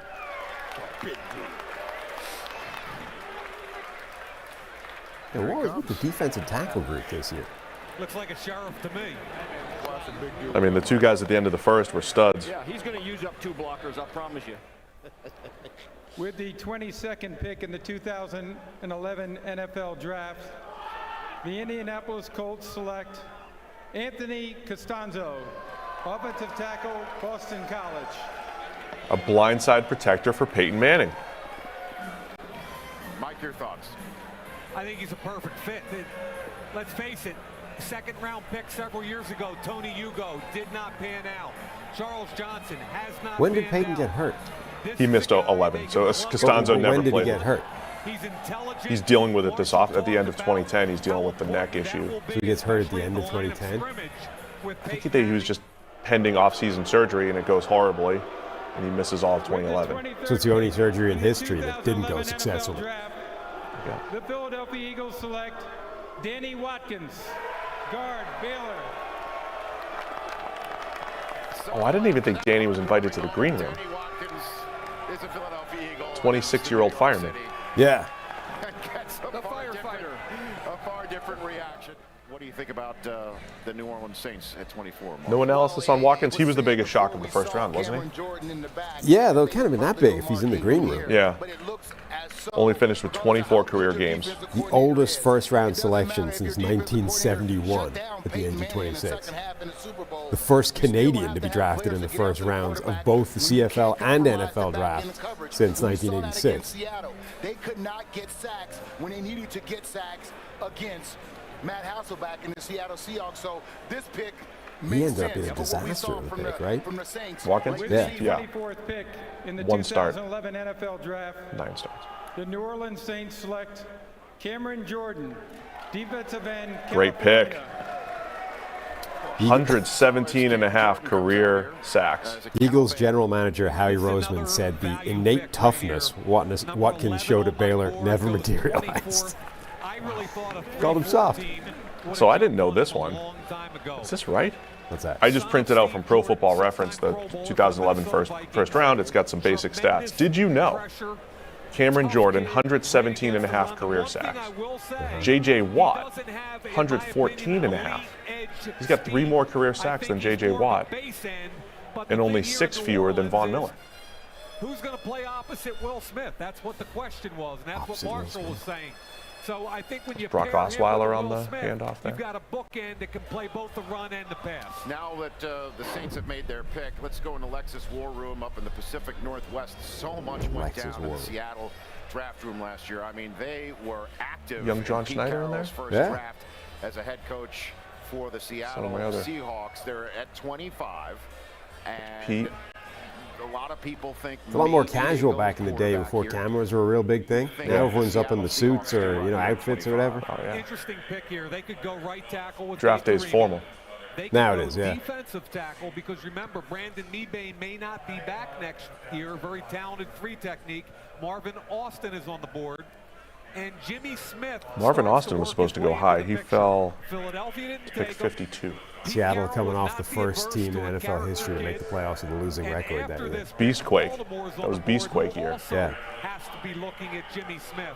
So some real intrigue right now with Jimmy Smith, where he comes. Year 2 of Pete Carroll overhauling this whole roster. I think we're going to start seeing maybe Andy Dalton coming into play with a trade up. Well, Mark Ingram has some extra company back there in the draft room. All the Alabama guys. Nick Saban, who went 3rd overall, and Julio Jones, who went 6th overall, and the Bama Nick table. Saban also sitting out there with their teammate Mark Ingram, Heisman Trophy winner, national champion. He is still sitting out there. Chad asked, wasn't Brandon Whedon older at 28? He was, but he hasn't happened. That happened the next year, yeah. Look down, you got Seahawks, Ravens, Chiefs, Patriots. Patriots and Green Bay. Patriots and Green Bay are both logical landing points for him if Green Bay doesn't trade. They're talking Mark Ingram. With the 25th pick in the 2011 NFL Draft, the Seattle Seahawks select James Carpenter, tackle, Alabama. How about that? Watch Saban. So wow, you just saw Nick Saban go. James Carpenter, he got selected and he went before. It's never good when the head coach is like, you took James? He's shocked he went in the first round. And above Ingram. Yeah, but you could see him mouth the words first round. Like he's shocked that James Carpenter went in the first round. And they're listing him as a tackle, but he played guard. Finesse left tackle. Could not have been less of a finesse left tackle in the NFL. Russell Okung. So I really believe they're going to kick him to the right side and give him every opportunity to plug and play. Mark Ingram here in New York City. He would like to be liberated from the green room right now. Future Raven. As he's still sitting in there, 25 picks in. Why? Mike Mack, why? I don't think it's a big surprise. Every single one of our production meetings for the last several weeks, all we want are the buzzwords. Who's rising, who's falling. The guys we've talked about as potential fallers are Daquan Bowers. Why? Number one, foremost, medical. Daquan Bowers has a knee that could be degenerative over time. It's a risk-reward scenario. And if your doctor says no, you're out of the game. If your doctor says maybe, you might not be in the game until the 2nd round. So we kind of knew this might happen. The second guy, I said yesterday that Mark Ingram is a great football player. And he may slide, not because of his ability to play the game of football, but because the position that Marshall played so well for so many years has been devalued. Running back devaluing back in 2011. Started all the way back then. It's the best depth of a running back class I've seen in years. So even if you that say, must have been some of the first references to that. In the third or fourth round and get a good football I mean, we're player. not that far removed from regular top 10 running backs. Adrian Peterson, 07, McFadden, 08. Right? We were coming off a run of these guys. And it still happened in the future, too. You still had Fournette going 4 and Z. Saquon, number 2. Saquon. Let me tell you what else odds, you put a guy like Jimmy. Oh, I was a huge Akeem Ayers fan. He's 8. Best available. I thought he was going to be a stud. There is no stronger locker room in the National He was merely Football solid. League than the one Ray Lewis and Ed Reed leads for the Baltimore Ravens. Something is cooking. We have a trade. Baltimore is famous for trading out. Well, they're living up to their fame.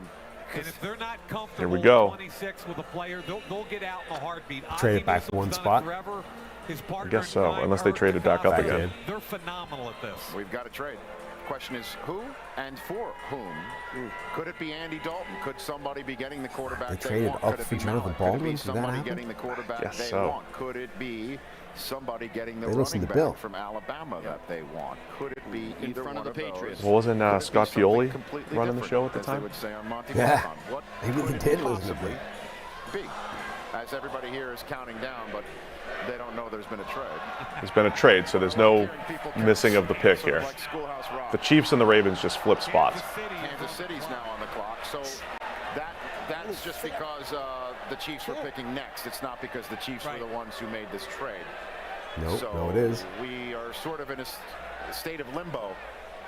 I think somebody is waiting to see. We're if all there's in a state of stay on the limbo here. 26th pick Who right knows now. what's happening? There's only 2 receivers off the board so far, A.J. Green and Julio Jones. It's going to be a loaded receiver class. Look, Mooch knows about the spread. Yeah, Mooch knew. He's getting special instructions. The Chiefs are on the clock at 27, and the Ravens were on the clock at 26. Write the name We're on the trying to card. sort this out. Get the And I picks guess we right. can't even start playing around with the concept of who do the Chiefs want if we don't know who the Ravens or whoever traded up to the Ravens to take. This must have been such a All I know logistical is that, nightmare. it looks like Joel Bussert of the NFL is on the phone in the orchestra pit. And what does that mean, Rich? It always seems so chaotic on the floor. I think what happens here is think it when you was. make a trade, you call Joe Bussert, the other team calls Joe Bussert, so you get him on the phone. It stops the clock. You cannot get passed over. That basically, he allows the trade to go through. He reads the language. It holds the other team from jumping you and going through. Fix so your mic, typically Mike? when you get down to the Not wire, really, no. you call Bussert, the other team calls Bussert, stops the clock. They can't jump you. Now, if you don't call Bussert, any team can jump you. They can jump right over you like the Minnesota Vikings did when they slid way back and they took Brian McKinney as they let other teams jump over them. Huh. So again, we don't know if specifically what's going on, but we're waiting to A hear. lot of this There's lots broadcast of people dedicated to who this are few on minutes the of phone. chaos. It really is. Wasn't expecting that. And Kansas City is selected. New England Here we go. on the clock, so Dude, get out of the man's face with the camera. It's an intimate setting here for the NFL draft. I like this though. There you go. Baltimore's made a Mooch must have been getting one-on-one GMAT coaching. It's the only guy there with the spread. Wonder if they got it in before. Shout out to our friend G-Matt, Whose pick is number what? the architect of all great Listen, on-camera work. Who's 27? You trying to slot these guys already? Hey, trust me, their agents are worried about this. Yes, sir. Yes, sir. Clearly, what happened, Kansas City didn't make a pick ahead of Baltimore. Baltimore didn't turn their card in. Kansas City picked a different player. Joel just put a phone down and picked up another one. He's almost like this right now. If you can get a shot at him, that would be fantastic.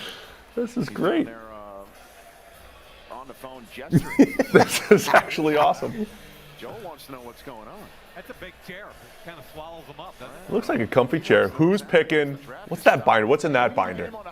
A lot of stuff in that binder. Something happening now. There's Ray Anderson. He's the sheriff too. Oh, he looks upset. Sort it, Roger. Kansas City first. I love it. I'm loving it. Roger will clear it up. Here we go. All this With just the for Jonathan 26th Baldwin. pick in the 2011 NFL Draft, the Kansas City Chiefs select Jonathan Baldwin, wide receiver, Pittsburgh. So Jonathan Baldwin is now joining Dwayne. We laugh now, but 6'4", almost 6'5". I mean 6'4" and a half, say. Charles 4.5 40. 228. 228. Huge.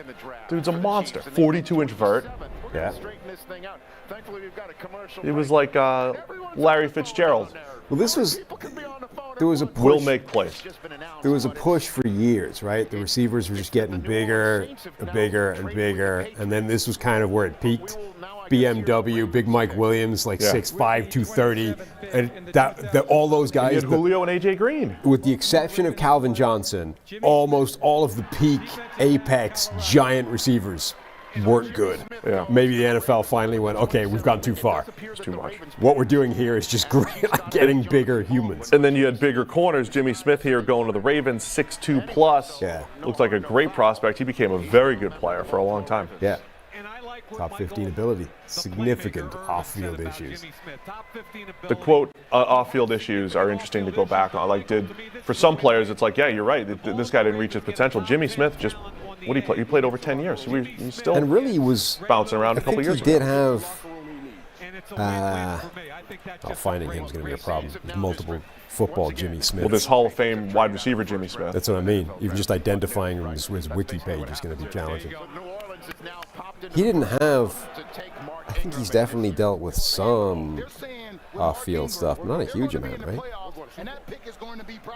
2014, he was arrested and charged. Look at this trade up. Can we go back to that? I don't. Rewinding's tough. We got to look at this trade. Look at the trade that the Saints made. Every other trade that we had looked at was like kind of reasonable. Even the Julio trade, in hindsight, wasn't an egregious amount that they gave up for a move from 27 to 6. Look what the Saints give up for Mark Ingram. So Jimmy Smith played basically 11 years in his entire NFL career. One disorderly conduct arrest. So that's pretty good for a significant off-field issues guy. Good job, Jimmy. What do we got? The Patriots trade pick 56. I'm sorry. The Saints go from 56 to 28. And give up next year's first-round pick for a running back in 2012. Wow. So in the next year, remember, New England had a series of years where they kept trading back. They never drafted in the first round. Here's another one. They had a first-round pick. They trade back. The next year is when New England finally drafts in the first round. They draft Chandler Jones and Dante Hightower. So they get one of those guys for the Saints pick here, so the Saints can come up and get Mark Ingram. Who's running the Saints war room at this stage? Is it still Mickey Loomis? There, I think. Yeah. So this is like their MO always, right? The Saints must have traded more future first-round picks than any team in the last 15 years. Yeah. This is similar to what the Rams did this year. Of course, it's a second-round pick, not a first-round pick. But it's similar to what the Saints have done. Like they did it with Marcus Davenport. They've done it multiple times. They kept low in the first, where they were typically picking. They would trade guys from next year and move up and go get guys. And was 2011 the suspension season for Peyton, or was it 2012? Good question. It was one of those two seasons. I'm not sure which. But they had the suspension season. They didn't have a very good 2011. Brees did. Drew Brees had a great year. Team didn't. And again, New England with the two first-round picks. 2012. Oh, no, the Saints were fine in 2011. Yeah, 2012 was. 2012 they weren't as good. Right about where this pick is right now, and they're getting the kind of back that they need. I believe Ingram was in your top 15. Ingram was a good, solid player, but your top 20. Yeah. New Orleans just got 2 of your top 20 guys on the playoff caliber team that just 2 years ago was in the Super Bowl. And keep in mind, Reggie Bush, the uncertainty of whether they're going to fire any questions in the chat if you want us to answer anything. Yeah, let's chat. The Ingram Reggie Bush 1-2 combo was solid. Yeah. And they're telling me we're going to break, so I can't keep going and going and going. But Rich, take me to break. With the 28th pick in the 2011 NFL Draft, the New Orleans Saints select Mark Ingram, running back, Alabama. See, like what Marshall Faulk was saying? It's like, oh, this is great. They got 2 top players in the draft. They're already a playoff caliber team. They've got Drew Brees. Well, if you simply ignore the future picks you gave up, it's always good to trade up and go get a guy. Because look, you got 2 first-round caliber players. I think Chicago has more options than they thought heading into the draft. With the 29th pick in the 2011 NFL Draft, the Chicago Bears select Gabe Carimi, offensive tackle, Wisconsin. The next Wisconsin tackle. Makes total sense. Gabe Carimi, he's a technician. He's not a great athlete, but I think what the Bears will do It's no Joe Thomas. No. from the right side, kick him to the left, and let Carimi play Played at the Senior Bowl. Why did he not play as long? Wasn't he like okay? I don't think he was. 60 grades is my guess. Yeah, but that doesn't usually get you run out of the league in 4 years if you're a first-round pick. That's true. Yeah, great in the 60s. Mohamed Wilkerson, defensive tackle, Temple. Now, Wilkerson became a really good player. As a college player, Gabe Carimi took the nickname the Jewish Hammer. This guy can get to the quarterback. Now, if you Apparently, the Hebrew hammer was already taken, so they had to come up with something else. Who's the Hebrew hammer? That sounds familiar. The Hebrew hammer is a baseball player called Ryan Braun. Oh, I should know. Former teammate, Ryan Braun. I should have known that. Teammate, of course. Yeah. I played with Ryan. Then he got bagged for steroids and blamed the tester. That's what I did. Yeah, there's no... Oh, things are flying off the board now. So Muhammad Wilkerson and Cam Hayward. At home with Cam Hayward in Duluth, Georgia.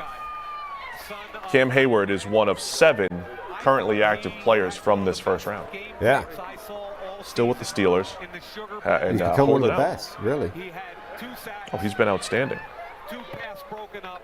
He was in the backfield all day. He's one of the toughest football. Hayward and Wilkerson are your Mayock long 5-tech types who could play up and down the line. With the 31st pick in the 2011 NFL Draft, the Pittsburgh Steelers select Cameron Hayward. I mean, this is Pittsburgh getting towards the end of that like classic, prototype 3-4 scheme where they've just been cycling through those 3-4 ends. Brett Kiesel, Aaron Smith.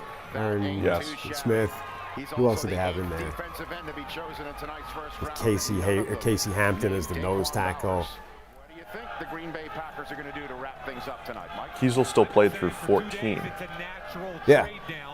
But yeah, this was. But Hayward was they did a really good job of like constantly refreshing those guys, and Hayward was the next guy to do that, and then they transitioned sort of away from that. Remember, we're coming off a Packers-Steelers Super Bowl here. Yeah. Packers win the Super Bowl with Aaron Rodgers, first of many, most likely the way Rodgers played.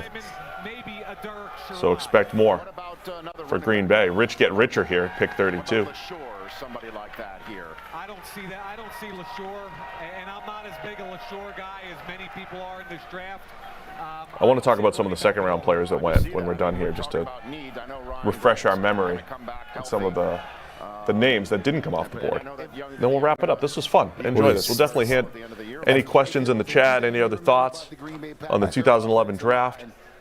When they lost a guy, they were shuffling, and they were shuffling hard. Late in the season, they were lucky to get their guys back and keep Aaron Rodgers healthy. And that offensive line played good down the stretch, but he never had too many offensive tackles. Marshall knows the pick. Yeah. Marshall knows it's an offensive tackle. You never have too many of them. With their final pick of the Thursday night. Unless you have more than 2. With the 32nd pick in the 2011 NFL Draft, the Super Bowl champion Green Bay Packers select Derek Sherrard, offensive tackle, Mississippi State. I had forgotten about Derek Sherrard. Let's see his career. It's not going to be great. 3 career starts, 20 career games, 0 starts. 0 starts is not ideal for a first-round pick. I need a history of Mayock calling a guy a finesse tackle. And how that seemed to be panned his out. thing for all of them. Sherrod had 256 career snaps. That's it. All still on the board. Who's going to go ahead and take them on Friday? All right, if we could pause or just wrap it up. So this is still, who have they got? Have they got Mark Tauscher, left tackle? No, Tauscher? Still? 2011? I'm trying to find, it's 2011. Let's see. Pass protection. Oh, I'm on the wrong thing here. That's not helpful. No, it's Marshall Newhouse, rookie year. And Brian Bulaga. Good for Marshall Newhouse. Off-air friend of the show, Marshall. Yeah, so they're just trying to add some depth there. Why are these games not clicking? Sorry, Chad Clifton was the guy I meant. So last year, 2010 was the last year of Chad Clifton at left tackle. Brian Bulaga at right tackle, 2010 was his first year, and then 2011 is them attempting to make the change at left tackle. So they'd gone through that run where they had those two guys as bookends for years that were really good, and then they tried to transition across 2 straight years. They did a decent enough job at right tackle, even though Bulaga never necessarily became the player, I guess, that he was supposed to be, but was good, solid. And then left tackle, they didn't get that done successfully. Derek Sherrod is supposed to be the guy, presumably loses in this. Acton Newhouse isn't in the same draft? Sherrod ended up playing 20 games. Of the fewest games played by the first rounders, Derek Sherrod, 20. Jonathan Baldwin, 33. Danny Watkins, 24. Jonathan Baldwin, 33. Phil Taylor, 44. And Jake Locker, if you want to count him, just 30. Christian Ponder, 38. So those are all the guys that just didn't play a lot of ball. Right. So Newhouse was a 5th-round pick in 2010. So the year before. Super Bowl champion Marshall Newhouse. Right. Newhouse ends up beating out Sherrod for that spot. So at the end of the first round, so I mentioned there's 7 players who took a snap last season from the 2011 first round. Yep. Von Miller, Patrick Peterson, Julio Jones, Tyron Smith, Blaine Gabbert, and Cameron Hayward. Somehow all still around. Kicking. So what happened in the second round? The first pick was, so the Patriots had the first pick in the second round, I think from a previous trade. I want to say with the Panthers. Yeah. Where the previous year they gave up their first round. It was like a third round. They gave up like a third rounder for the Panthers' second rounder, and they got the top pick of the second round. This is where like trading down continued to just look like it, paid off quite a bit. But the Patriots spent the pick on Razai Dowling, the cornerback out of Virginia, who was always injured. He only played 12 career games. Andy Dalton comes off the board at pick 35 for the Bengals. So Cincinnati goes with the unusual move of receiver first, QB second. And it obviously panned out for quite a while. Dalton was never going to, didn't get you to an AFC championship or even a divisional round, I don't think. But, they were solid for a while. And then right after, I had forgotten about this, right after Andy Dalton, Colin Kaepernick comes off the board for the 49ers. He's drafted. They have Alex Smith as the starter. In 2011, Alex Smith has his first breakout season. He's still playing well in 2012, but that's the year the Niners made the move to put Kaepernick in and made that Super Bowl run. I think the pick that ended up becoming the top pick for that, the Razai Dowling pick, top pick of the second round for the Patriots. This is weird. This was the 3rd, 4th pick the Panthers made in that draft, and it was for, remember Armandi Edwards, the Appalachian State quarterback who turned wide receiver, having already drafted Brandon LaFell, a wide receiver 10, 15 picks above that, and already drafting a quarterback. So they drafted Jimmy Clausen, they drafted Brandon LaFell, and then Armandi Edwards apparently became the apple of their eye, and they trade with the Patriots for a pick that ends up becoming the top pick of the second round the following year. Third round, what was the overall pick? Pick number 89 overall. So think about that. So the ass end of the third round becomes the top pick of the second round, having already taken either of the 2 positions that Edwards could possibly be conceived as being. The Patriots turned pick 89 that year in 2010 to pick 33 the following year. Now, obviously, it didn't work out with Razai Dowling, but the whole process of But from a process standpoint, it certainly did. So Dalton and Kaepernick go back-to-back. Some of the other guys who had their names mentioned as first-round caliber players, Jabal Sheard goes to the Browns at pick 37. He had a really good career. Yep. He was out of Pittsburgh. He was rumored to go in the first round quite a bit in a lot of mock drafts. Akeem Ayers, who I mentioned earlier from the Tennessee Titans, he goes to pick 39. He was a linebacker who UCLA would let rush the passer. I thought he had those hybrid type of skills at the time that would have been great. Kyle Rudolph goes to the Vikings at pick 43. He had a nice career at tight end. Lance Kendrick's another tight end. He goes at pick 47 to the Rams. Daquan Bowers, who they were talking about, previously rumored to go he was a number 1 overall pick type of player, degenerative knee condition. Kind of was true. He goes at pick 51 to Tampa Bay, had a couple decent seasons, but he only ended up with 53 total games and 7 NFL sacks. Clemson had this run for a while. They had an absurd run of defensive linemen that were amazing as college prospects, and most of them didn't become great NFL. Like, wasn't Michael Johnson on that same defensive line who became good, not great? He was Georgia Tech. It was Georgia Tech. Yeah. Okay. Michael Johnson was another guy that was like 6'7", tools, rumored first rounder, ends up going in the third. He became a solid player for the Bengals. Rodney Hudson had a really nice career at center. He was picked 55. Arguably the best center of his generation. New England ended up doubling up at running back in this draft. They got Shane Vereen. They had a big running back need. They get Shane Vereen and Stephen Ridley. So Vereen in the second. I think Ridley was in the third. Vereen, key player in the Super Bowl against the Seahawks. One pick after Vereen, Mikel LaShore, who Mayock was talking about. That's a guy who was getting a lot of first-round conversation. Mayock didn't like him as much as others, but a lot of people have Mikel LaShore in the first round. Ends up going towards the bottom of the second. And then we had that run of wide receivers we talked about before, Torrey Smith, Greg Little, Randall Cobb in the second round. Only Randall Cobb really ends up panning out. The last thing I wanted to highlight, Randall Cobb, last pick of the second round for the Packers. So that turns out to be much better than Derek Sherrod in the first round for them.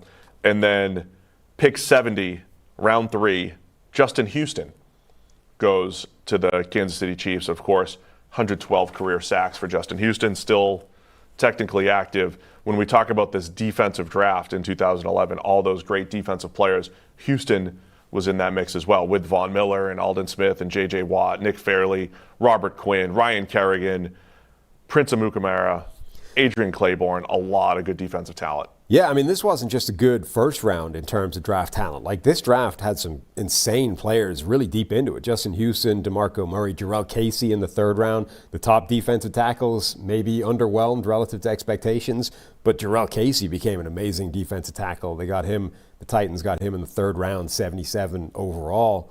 KJ Wright came out of this draft, a linebacker for the Seattle Seahawks. Richard Sherman in the 5th. Right. Also comes in this draft. And who else? Jason Kelsey in the 6th in this draft as well. Not a defensive player, but just retired. Yeah. Jason Kelsey. Tyrod Taylor from this draft, too. There you go. Tyrod was this. Lawrence Guy. Now I'm just naming players.